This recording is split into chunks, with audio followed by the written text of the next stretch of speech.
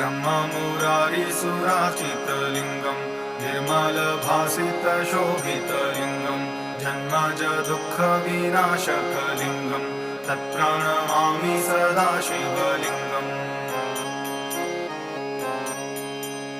देवमुनिप्रवराजितलिङ्गं कामदहं करुणाकरलिङ्गं रावणदर्पविनाशनलिङ्गं तत्प्रणमामि सदा शिवलिङ्गम्। सर्वसुगन्धिसुलेपितलिङ्गं बुद्धिविवर्धनकारणलिङ्गं सिद्धसुरासुरवन्दितलिङ्गं तत्प्रणमामि सदा शिवलिङ्गम्।